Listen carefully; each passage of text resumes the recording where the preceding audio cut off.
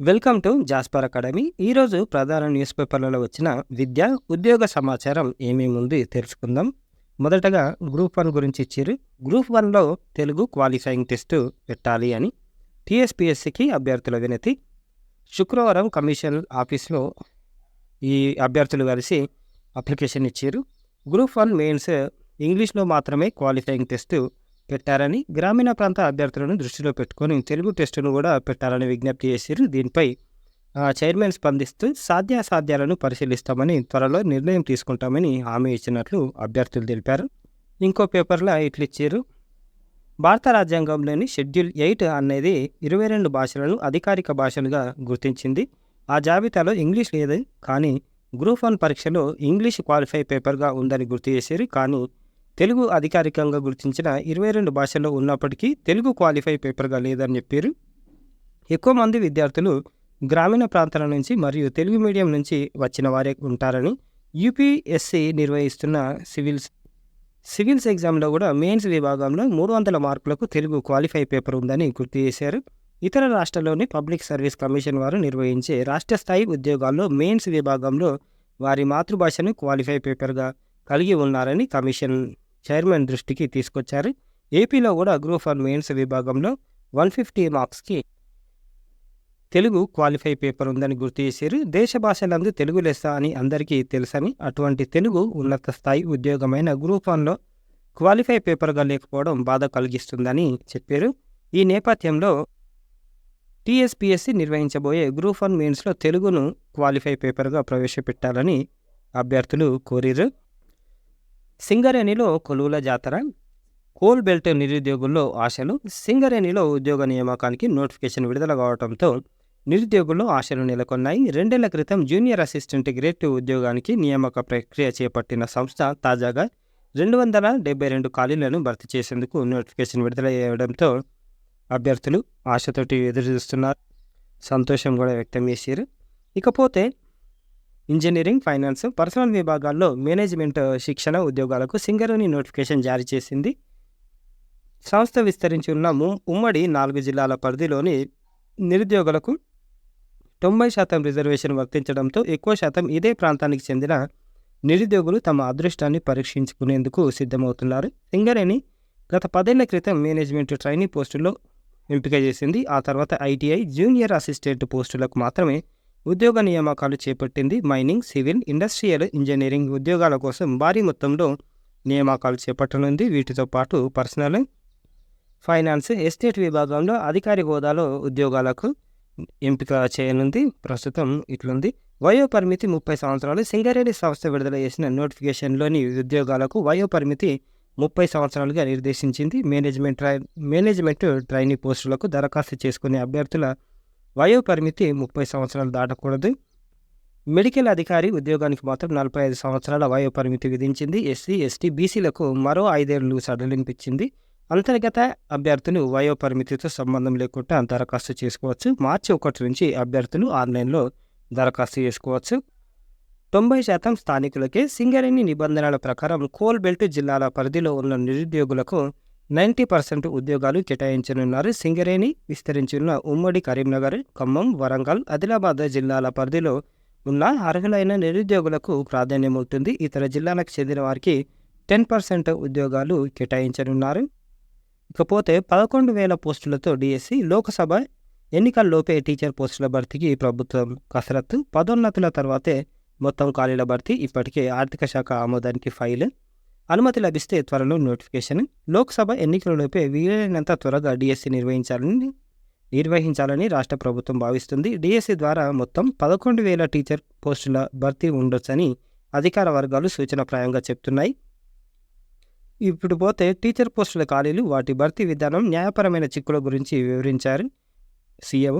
పదోన్నతుల ద్వారా భర్తీ చేసే ఖాళీలు విడిచిపెట్టి మిగతా వారిని డిఎస్సిలో చేర్చాలని ఈ భేటీలో సీఎం నిర్ణయించారు. దీంతో టీచర్ పోస్టుల భర్తీకి విద్యాశాఖ కసరత్తు ముమ్మరం చేసింది. ఇప్పటికే ఆర్థిక శాఖ ఆమోదానికి ఫైల్ పంపింది. దానికి అనుమతి రావాల్సి ఉంది. 1-2 రోజుల్లోనే ఇది పూర్తవుతుందని, వెనువెంటనే ఏ క్షణమైన నోటిఫికేషన్ ఇచ్చే వీలుందని అధికార వర్గాల నుంచి సమాచారం. ఖాళీలు ఎన్ని, భర్తీ చేసేవి ఎన్ని? రాష్ట్రంలోని ప్రభుత్వ స్కూళ్ళలో డీఈఓలు, డిప్యూటీ డీఈఓలు సహా మొత్తం టీచర్ పోస్టులు 21,000 వరకు ఖాళీగా ఉన్నాయి. వాటిలో స్కూల్ అసిస్టెంట్లకు పదోన్నతి కల్పించడం ద్వారా 1974 హెచ్ఎం పోస్టులను, ప్రమోషన్ల ద్వారా 2043 ప్రాథమిక పాఠశాలల హెచ్ఎంలను భర్తీ చేయాల్సి ఉంటుంది. స్కూల్ అసిస్టెంట్ పోస్టులకు 7,200 వరకు ఖాళీలుండగా వాటిలో 70% ప్రమోషన్ల ద్వారా మిగిలిన 30% పోస్టులను నేరుగా భర్తీ చేయాల్సి ఉంటుంది. పదోన్నతుల ప్రక్రియ కోర్టు చిక్కులున్నాయి కాబట్టి నేరుగా భర్తీ చేసే పోస్టులను డిఎస్సి పరిధిలోకి తెచ్చే యోచనలో అధికారులు ఉన్నారు. అలాగే సెకండరీ గ్రేడ్ టీచర్లు 6,775 ఖాళీలు ఉన్నాయి. వాటిని భర్తీ చేసేందుకు ప్రయత్నిస్తున్నారు. పండితం, పీఈటీ పోస్టులు దాదాపు 800 వరకు ఉండొచ్చని అంచనా వేశారు. ఈ లెక్కన మొత్తంగా 11,000కు పైగా పోస్టులను డిఎస్సి ద్వారా భర్తీ చేసే అవకాశం ఉంది. ఇకపోతే 2008 డిఎస్సి అభ్యర్థులకు ఉద్యోగాలు అని క్వశ్చన్ మార్క్ పెట్టారు. త్వరలో కోర్టు తీర్పు అమలు చేసే యోచనలో సర్కారు. కొలికి వచ్చిన కసరత్తు ఫలించనున్న 15 ఏళ్ల నిరీక్షణ. డిఎస్సి 2008 డిఎస్సి అభ్యర్థులకు త్వరలో ఉద్యోగాలు ఇచ్చే దిశగా రాష్ట్ర ప్రభుత్వం కసరత్తు చేస్తుంది. ఈ అంశంపై పాఠశాల విద్యాశాఖ ఇచ్చిన నివేదికపై ప్రభుత్వం పచ్చ జెండా ఊపితే 12,200 మందికి ఉద్యోగాలు లభించే అవకాశాలున్నాయి. రెగ్యులర్ ఉద్యోగాలు ఇస్తారా లేకపోతే మినిమం టైం స్కేల్ వర్తింపజేసి కాంట్రాక్ట్ పద్ధతిలో ఉద్యోగాలు ఇస్తారా అన్నది స్పష్టత రావాల్సింది. ఇది తేలిన తర్వాతే డిఎస్సి నోటిఫికేషన్పై స్పష్టత వచ్చే అవకాశాలున్నాయి. కోర్టు తీర్పుతో ముందడుగు. బీఈడీ అభ్యర్థులకు అనుగుణంగా 2013 జూలై 15న సుప్రీంకోర్టు తీర్పిచ్చింది. అయినా పలు కారణాలతో వీరికి ఉద్యోగాలు ఇవ్వలేదు. ఆ తర్వాత 2017 ఫిబ్రవరి 8న రాష్ట్ర హైకోర్టులో సంజయ్ కుమార్ నేతృత్వంలోని బెంచ్ 2022 సెప్టెంబర్ 27న హైకోర్టు ధర్మాసనం బీఈడీ అభ్యర్థులకు అనుకూలంగా తీర్పులిచ్చాయి. పిటిషనర్లకు ఉద్యోగాలు ఇవ్వాలని ఆదేశించాయి. ఏపీలో దాదాపు 2.5 ఏళ్ల కింద డిఎస్సి 2008 బాధితులకు కాంట్రాక్ట్ పద్ధతిలో అక్కడి ప్రభుత్వం ఉద్యోగాలు ఇచ్చింది. ఈ నేపథ్యంలో ఒకే నోటిఫికేషన్లో బాధితులు ఒక రాష్ట్రంలో ఉద్యోగాల్లో ఉండడం, ఇంకో రాష్ట్రంలో న్యాయం కోసం ఎదురుచూడడం సరికాదని ఈ నెల 8న రాష్ట్ర హైకోర్టు వ్యాఖ్యానించింది.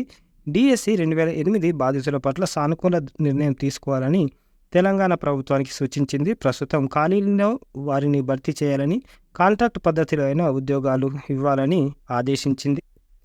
పోస్టుల భర్తీ తర్వాతే మార్కుల జాబితా ట్రిబ్.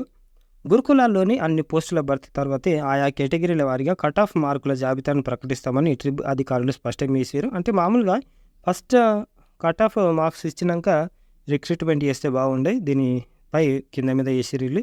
దీనిపై అభ్యర్థులు ఆందోళన చెందాల్సిన అవసరం లేదని పేర్కొన్నారు. రాష్ట్ర వ్యాప్తంగా ఎస్సీ, ఎస్టీ, మైనార్టీ, బీసీ గురుకులాల్లో 9 కేటగిరీల్లో 9,210 పోస్టుల భర్తీ నోటిఫికేషన్కు ట్రిబ్ విడుదల చేసింది. ఇప్పటి వరకు ట్రిబ్ భర్తీ చేసిన పోస్టులకు 1:2 నిష్పత్తిలో అభ్యర్థుల మెరిట్ జాబితాలను మాత్రం ప్రకటించింది. రాత పరీక్ష, డెమో తదితర మార్కులను మాత్రం అభ్యర్థుల వ్యక్తిగత లాగిన్ ఐడిలో పొందుపరిచింది. కానీ వాటిని ఎక్కడ బహిర్గతపరచలేదు. SC, ST, BC, minority, PWD, మహిళలు తదితర కేటగిరీల వారీగా కట్ ఆఫ్ మార్కుల జాబితాను కూడా ట్రిబ్ విడుదల చేయలేదు.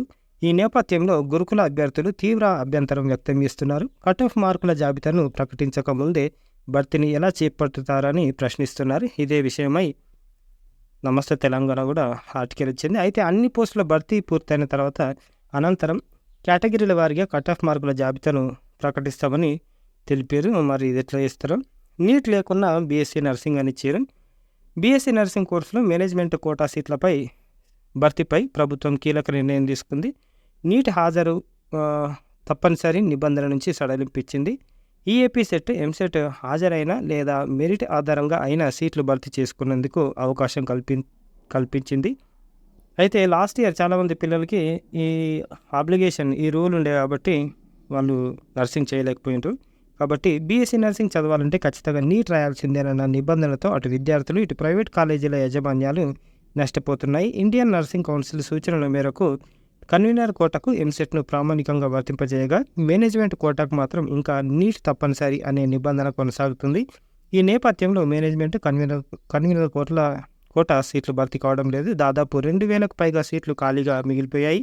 ఈ అంశంపై విద్యార్థులు, వారి తల్లిదండ్రులు, ప్రైవేట్ నర్సింగ్ కాలేజీల యాజమాన్యం నుంచి ప్రభుత్వానికి విజ్ఞప్తులు అందాయి.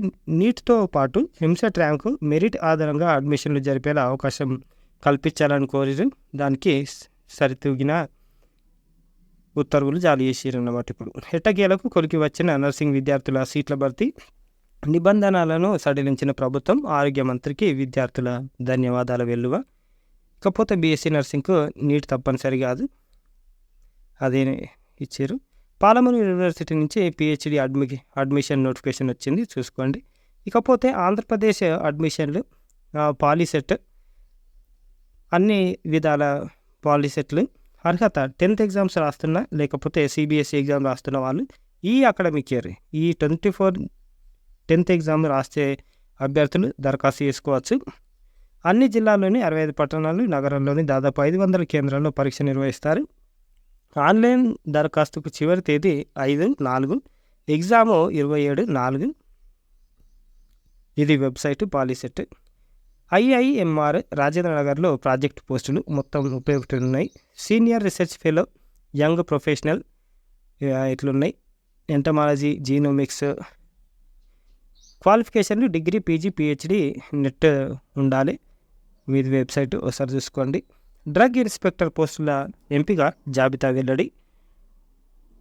ఈ విభాగంలో మొత్తం 18 పోస్టులకు 2023 మే 19న రాత పరీక్ష నిర్వహించగా ఈ నెల 16న జనరల్ ర్యాంకు విడుదల చేశారు.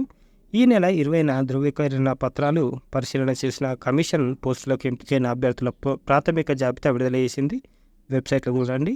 దూర విద్యకు ఆదరణ. ప్రవేశాలకు ఈ నెల 29 వరకు గడువు. చదువుకోవాలనే తపన ఉన్న పరిస్థితులు అనుకూలించగా దూరమయ్యే వారితో పాటు ఉపాధి కోసం పనులు చేస్తూ చదువుకోవాలనే సంకల్పం ఉన్నవారికి అంబేద్కర్ యూనివర్సిటీ అండగా నిలుస్తుంది. మంచి మెటీరియల్ ఉంటుంది, మంచి సర్టిఫికేట్ అన్నమాట. అంటే రెగ్యులర్గానే చదవాల్సిన అవసరం లేదు, ఏంటైనా చదువుకోవచ్చు. డిస్టెన్స్ తర్వాత డిగ్రీ తర్వాత పీజీ కూడా ఉంది, ఒకసారి చూసుకోండి. ఖచ్చితంగా చదువుకోవాలి, ఎప్పుడు ఏదో ఒకటి చదువుతూ ఉంటే మనకు నాలెడ్జ్ ఇంప్రూవ్ అవుతుంది. టైలరింగ్లో ఉచిత శిక్షణ మెదక్ నుంచి. గ్రామీణ ప్రాంతంలో నివసిస్తున్న మహిళలకు స్వయం ఉపాధి కల్పనలో భాగంగా టైలరింగ్లో ఉచిత శిక్షణ ఇవ్వనున్నట్టు సంగారెడ్డి స్టేట్ బ్యాంక్ గ్రామీణ స్వయం ఉపాధి కల్పన శిక్షణ కేంద్రం తెలిపారు. 18 నుంచి 45 ఏళ్ల వారు అర్హులు. ఆసక్తి గలవారు విద్యార్హత సర్టిఫికెట్లు, ఆధార్, రేషన్ కార్డు, 4 ఫోటోలతో సంగారెడ్డిలోని కేంద్రంలో సంప్రదించాలి. పూర్తి వివరాలకు ఈ నంబర్లలో సంప్రదించండి. వచ్చే నెల 4వ తారీఖు నుంచి శిక్షణ ప్రారంభం అవుతుంది. సింగరేణిలో 485 ఉద్యోగాలు. సైనిక్ స్కూల్లో ఇంటర్ అడ్మిషన్లు ఓన్లీ బాయ్స్ మాత్రమే అప్లై చేసుకోవాలి. 2 లెవెల్స్ ఎగ్జామ్ ఉంటుంది. ఆన్లైన్లో దరఖాస్తు చేసుకోవడానికి March 1 లాస్ట్ డేట్. టైం తక్కువ ఉంది కాబట్టి తొందరగా అప్లై చేసుకునే ప్రయత్నం చేయండి. చాలామందికి షేర్ చేయండి. షేర్ చేయడం వల్ల వాళ్ళకు హెల్ప్ చేసిన వాళ్ళు అవుతాం. రైల్వేలో 9,000 టెక్నీషియన్ పోస్టులు ఖాళీలు గిట్లున్నాయి.